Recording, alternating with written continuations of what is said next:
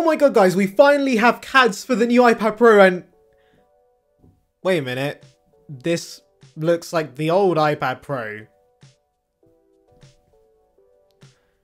Okay, well, let's dive in, I guess. In case you weren't aware, every leak on the planet has been hyping up this new 2024 iPad Pro because it's supposed to be the first big redesign for the iPad since 2018. However, if you've been watching my recent videos regarding this iPad, I've made it clear that this new design won't be as radical as leaks are claiming, and guess what, guys?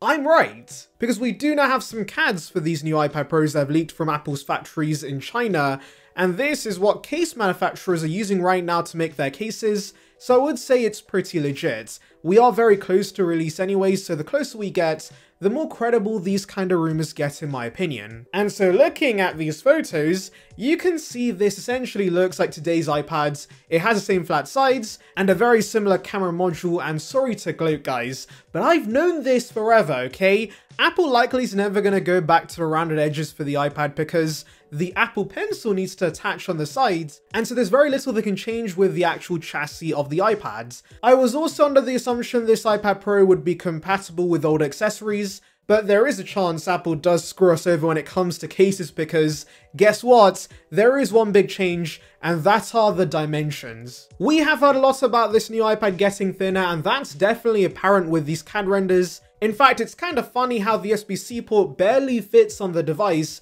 It's that bloody thin. Now, I'm still mixed on Apple making this iPad Pro as thin as possible because I don't want Apple to go back to the Johnny Ive days. That man was obsessed with everything being ridiculously thin for no reason, and as a result we had bending iPhones and iPads, as well as MacBooks with crappy keyboards. Nowadays though, Apple is embracing thick and chunky products, and as a result we have iPhones with larger batteries, as well as MacBooks that have legacy ports. That's what we need more of, Timothy. I especially want to point out the iPad Pro they sell today bends very easily, so why would they make it even thinner? In fact, even my 2017 iPad Pro did bend ever so slightly over time, and that's 6.1mm thin, so this 2024 model being 5mm thin does worry me, I can't lie. You know what would make me feel a lot better though? You subscribing to the channel, of course. I would greatly appreciate it, and it would bring you the latest commentary about the world of Apple right to subscription box, so please consider it.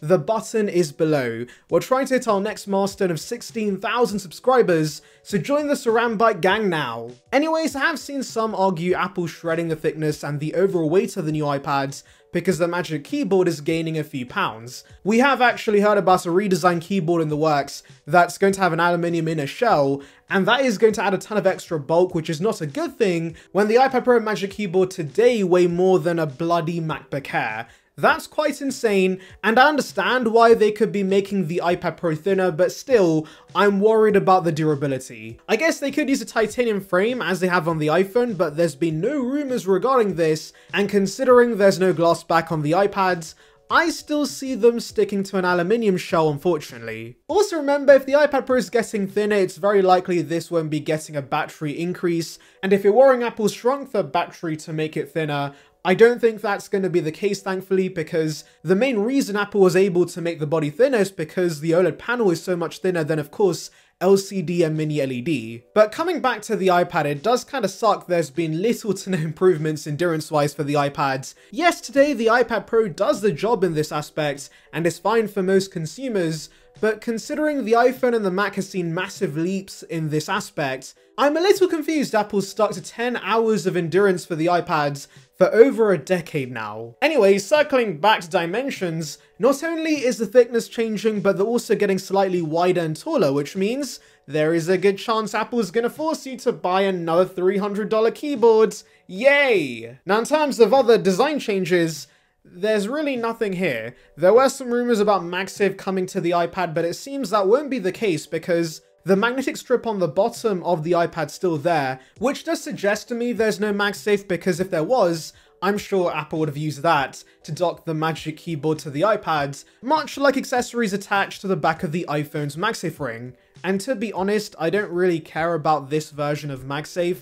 I'd much rather Apple give us the Mac version of MagSafe because it would free up the USB-C ports so you can charge the iPads and also connect a peripheral of your choice, but also MagSafe would give us super fast charging on the iPads as well as the very satisfying magnetic click. So here's hoping we see it one day. The speaker holes on the iPad all seem the same. It should keep the current quad speaker layout, which I'm fine with because they sound excellent as is. And unfortunately, we don't know how thin the bezels are going to be on this new iPad, as well as any possible camera upgrades because unfortunately these CADs don't show us specific details, but those are rumored changes for this new refresh. Personally, I don't see a triple camera layout coming to this new iPad because that would be overkill, but I think a diagonal layout similar to iPhone 15 with a 48 megapixel main sensor could make sense.